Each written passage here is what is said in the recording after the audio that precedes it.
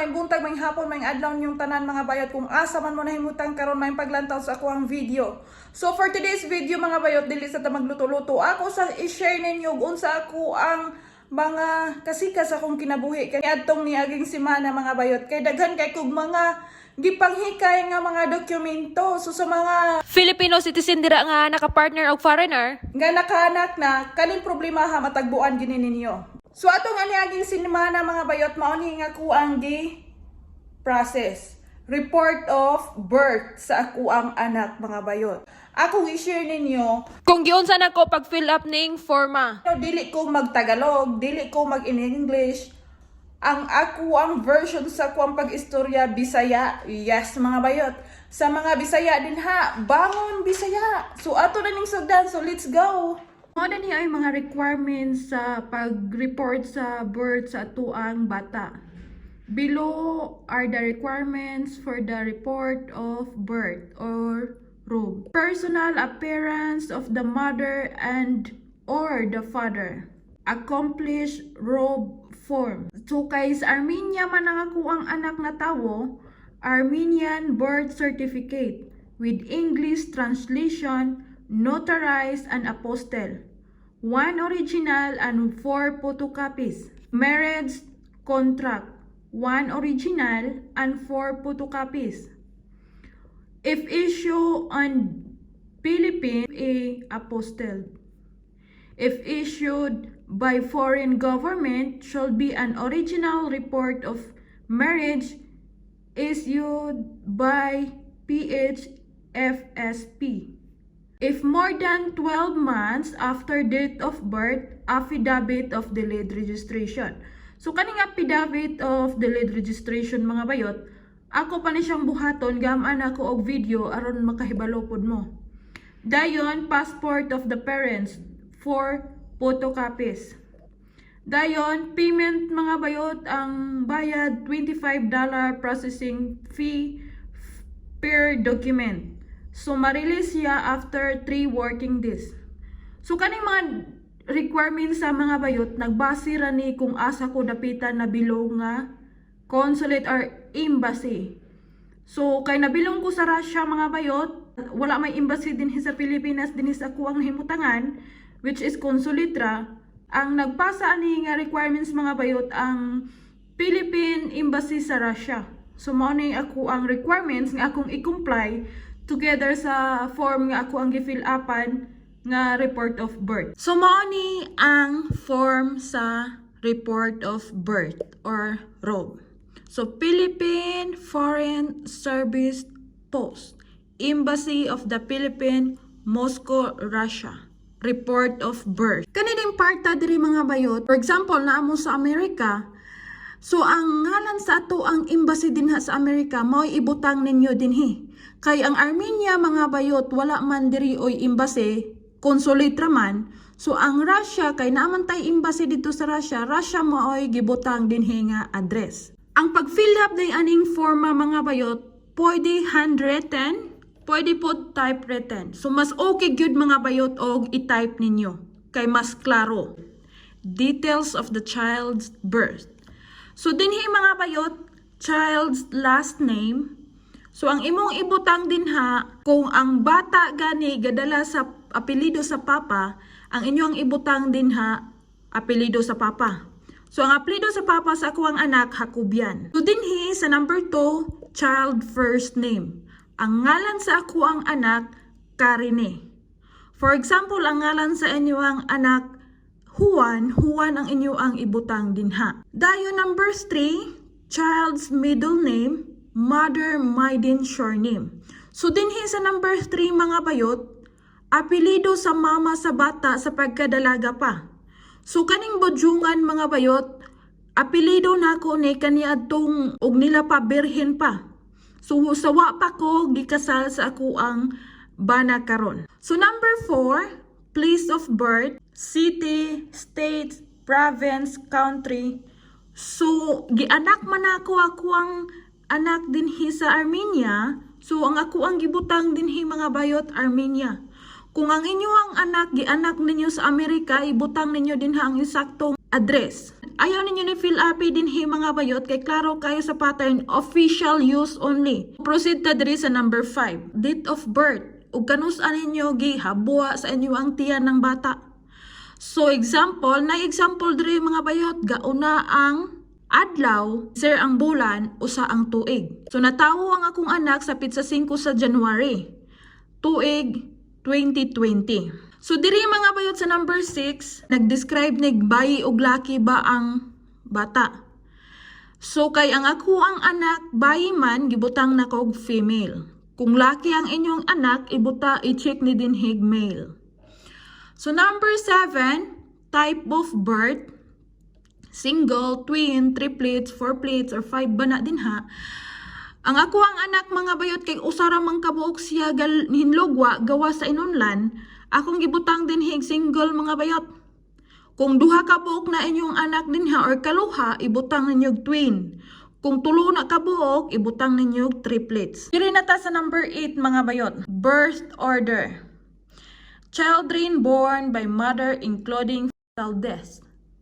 For example, ang inyo ang anak tulo ka buok mga bayot. Ang ngalan sa inyong anak sa firstborn Friday, sa secondborn Saturday, sa thirdborn Sunday. For example, si Saturday ang inyo ang report of birth mga bayot. Ang inyo ang ibutang dinhi number 2. Kay ikaduha man to ninyong anak mga bayot. So ako diri mga bayot kay usara man kabuok akong anak unya siya ra man pud ang ako ang i-report mga bayot. So ang ako ang gibutang diri 1. For example, si number 3 ang inyo ang wa pa na report sa birth mga bayot, ang inyong ibutang din ni 3. Nakasinabot baka ta. Kung wa kay mo kasabot gud ani mga bayot hala i-comment niyo din ha sa kinaobsan og wa gid kasabot kay explainan ta mo 1 by 1. Charot. So diri na ta mo proceed na ta diri sa details of the birth parents at the time of childbirth. Kung kani dinhi mga bayot kaning forma dinhi information ni sa papa o mama sa pagkadalaga pa. So diri sa number 9 last name, ang apelyido sa ako ang bana. Kanang apelyido sa tong bana mga bayot maskin pag magkatuwad-tuwad na siya dira maminyo man na siya og di maminyo di gina mausab. So ang apelyido sa ako ang bana Jacob yan. Dinhi sa number 10 first name, ang ngalan sa ako ang bana Harot yun. Sa number 11 middle name. So wala sila middle name dinhi mga bayot, bawo lang kaha og nganong dili applicable lang ilang middle name dinhi. So ang akong gibutang NA, non-applicable. So sa number 12, citizenship. Kung unsay citizen sa inyo ang bana mga bayot. Ang ako ang bana kay diri man siya natawo sa Armenia o diri man gyud ang iya ang citizenship, ang ako ang gibutang Armenia. Diri sa number 13 mga bayot, date of birth.